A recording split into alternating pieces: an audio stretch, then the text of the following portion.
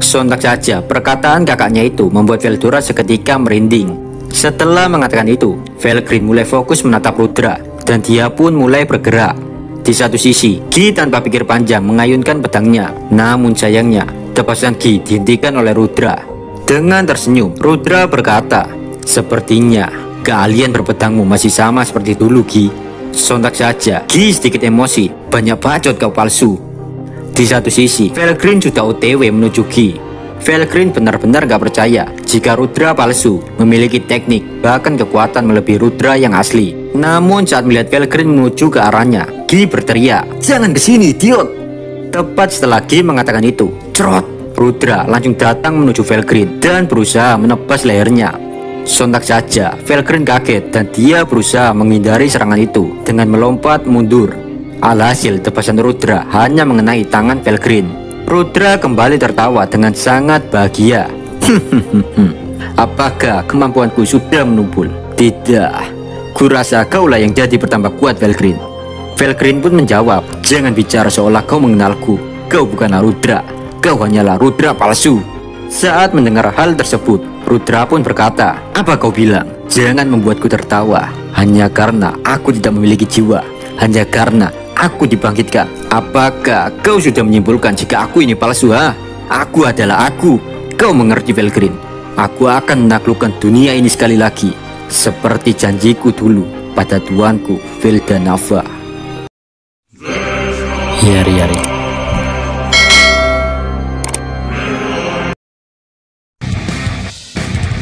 Rudra kini mulai serius. Dia memanggil pedang yang sangat dewa yang hanya menerima panggilannya. Anehnya saat melihat hal itu, Gi malah tersenyum.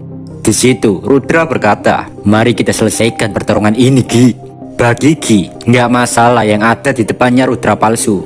Karena setelah melihat Rudra bisa memanggil pedang dewa itu, sama saja hal itu membuktikan jika ingatan Rudra yang asli masih ada di tubuh Rudra palsu.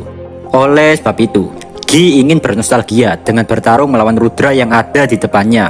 Bahkan Gi kini sudah tidak tertarik lagi dengan Velda. Dan setelah itu, mereka berdua pun mulai beradu pedang. Sementara Felgrin hanya bisa menonton pertarungan Gi dan Rudra yang sangat gak ngotak itu, Pak. Di satu sisi, Velzad berusaha menyembuhkan luka Milim, sedangkan Chloe mencoba mengulur waktu dengan bertarung melawan Velda. Setelah Milim pulih dari luka-lukanya, di situ Velzad bertanya, "Milim, apakah ada peluang untuk kita menang?" Milim menjawab, jika kesempatan untuk menang sangatlah tipis. Lalu Milim pun mulai menyerang Velda lagi ditemani Chloe. Dan di situ Velzad menjadi support untuk pertarungan Milim. Saat melihat pertarungan Milim, suara dalam hati Velzad berkata, "Ini aneh. Kenapa Milim terlihat sangat lemah? Bukankah dulu dia pernah bertarung melawan Gi dengan kekuatan yang sangat gak ngotak? Tapi untuk saat ini, aku akan mengamati pertarungan ini dulu." Saat melawan Velda, Chloe sangat berhati-hati dalam bertarung. Chloe dengan tenang mengukur dan mengamati seluruh gerakan Velda. Di satu sisi, Milim menyerang Velda dengan sangat sembrono. Di belakang Milim juga masih ada Velzad yang terus menjaganya dan menjadi support selama pertempuran itu. Dan tiba-tiba terdengar teriakan, "Idiot kau Milim, seriuslah sedikit bodoh." Itu adalah suara Gi. Gi kehilangan kesabaran melihat Milim yang dari tadi nggak mengeluarkan seluruh kemampuannya dan hanya bisa menyerang secara sembrono saja. Saat mendengar hal itu, Milim menjawab, "Kaulah yang bodoh, Gi. Ini aku sudah serius. Apakah kau buta, Gi?" Gi menyuruh Milim agar Milim menggunakan skill ultimate yaitu Dreadful King Satanael. Tapi Milim menolak usulan Gi dengan alasan jika dia menggunakan skill ultimate itu, Milim takut dia lepas kendali. Karena kita tahu sendiri, Pak, terakhir kali saat Milim menggunakan skill ultimate-nya, Gi dan Ramirez sampai kewalahan. Jika pengen tahu cerita lengkapnya, nonton aja video LN gua yang sebelumnya ya, Pak. Kembali lagi ke ceritanya, Gi terus memaksa Milim untuk segera menggunakan skill ultimate-nya. Karena Gi masih kesulitan memenangkan pertarungan melawan Rudra dan gak mungkin bisa membantu Milim. Setelah menasihati Milim, Gi pun menatap Rudra kembali. Gi berkata, "Maaf membuatmu menunggu, Rudra." Rudra pun menjawab, "Santuy, pertarungan ini pasti membosankan jika kita tidak melakukan dengan serius. Jadi aku sengaja membiarkanmu ngobrol sebentar dengan Milim." Dan setelah itu, keduanya saling menyerang dengan pedang mereka secara bersamaan. Dreadful King Satanael adalah skill yang bisa mengubah emosi, toksik, pokoknya energi negatif menjadi energi sihir. Jadi gini pak, semakin Milim emosi dan murka, maka Milim semakin overpower dan kekuatannya tak terbatas. Gila, enak banget gak tuh? Mungkin jika player Mobile Legends memiliki kekuatan seperti ini pak, mungkin dunia ini bisa hancur kiamat. Banyak epic yang bacotnya minta ampun membuat kita pusing ya guys ya.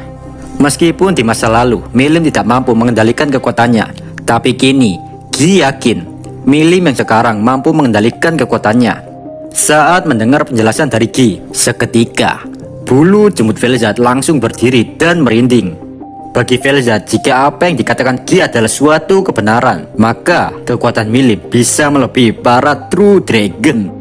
Milim pun membulatkan tekadnya untuk menggunakan skill ultimate-nya, dan kini Milim mengumpulkan semua amarannya dalam jiwanya.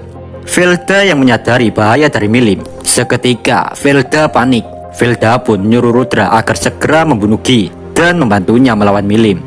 Tidak seperti Kondo dan Damrada yang begitu patuh dengan Velda. Di sini Rudra melakukan hal yang sebaliknya. Rudra berkata, "Kau diam, kau pikir mudah melawan Gi, ha?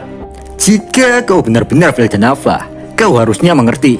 Veldanava bukanlah pengecut sepertimu. Kau bukanlah tuanku, tapi aku sudah tidak peduli lagi tentang hal itu. Karena atas bantuanmu, aku bisa hidup lagi dan dapat bertarung dengan rivalku, Gi Crimson. Aku ingatkan padamu Velda, jangan mengganggu pertarunganku." Sontak saja Velda frustasi. Di saat bersamaan Velda merasakan kekuatan yang luar biasa dari Milim. Dan gak lama terdengar suara Milim. Milim berkata, "Maaf membuatmu menunggu. Kali ini aku akan benar-benar serius melawanmu Velda." Tubuh Milim kini terlihat dipenuhi sisik naga. Milim pun menggunakan pedangnya dan langsung melesat menyerang Velda. Velda mencoba menahan tebasan Milim, tapi di sini Velda tidak menyangka jika kekuatan Milim sebesar itu. Karena ketidaktahuan Velda mengenai kekuatan Milim, Velda pun gagal memblokir serangan Milim hingga membuat pedang Velda patah. Saat pedang Velda patah, Velda pun mundur ke belakang. Hal ini sontak saja membuat Velda semakin emosi. Emosi Velda menimbulkan gelombang kemarahan yang langsung menyerang Milim. Tapi dengan santai, Milim menangkal serangan itu. Pertarungan pun dimulai lagi. Milim mulai menyerang Velda secara terus-menerus. Velda hanya bisa menghindari serangan Milim, tapi perlahan-lahan ketenangan Velda mulai goyah.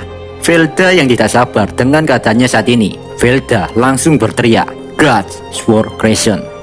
Dalam sekejap muncul sebuah pedang tingkat dewa. Pertarungan antara kedua orang itu semakin barbar saja. Keduanya saling beradu pedang. Benturan kedua pedang itu menimbulkan apapun yang dilaluinya langsung hancur. Semakin lama adu pedang itu, Velda semakin terpojok. Bagi Velda, dia bisa saja membunuh Milim, tapi Velda nggak mau karena Velda membutuhkan Milim hidup-hidup untuk digambrut. Harga diri Velda yang nggak mau membunuh Milim menjadi bumerang untuknya sendiri. Saat melihat ada celah, Milim langsung menendang Velda dengan kakinya. Seketika Velda langsung muntah darah pak. Di lain cerita, tepatnya di pertarungan Diablo dan Damrada, Diablo dengan tenang memandangi Damrada. Diablo merasakan jika Damrada memiliki energi dan kekuatannya 2 kali lipat daripada Diablo. Suara dalam hati Diablo berkata, "Akhirnya setelah sekian lama, aku menemukan musuh yang layak untukku."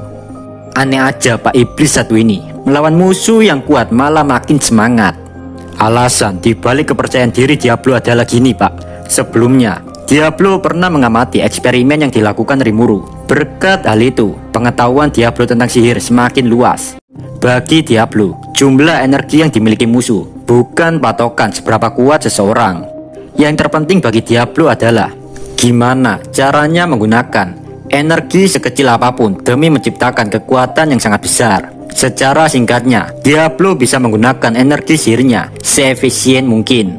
Ini kalian tahu sendiri kan, jika Diablo bukan hanya iblis overpower yang mengandalkan energi dalam tubuhnya, tapi otaknya sangat cerdas bukan main. Menurut Diablo, kemenangan pertarungan ini 50-50. Andai saja Veldora tidak membantunya, mungkin Diablo sedikit terpojok harus melawan 2 orang.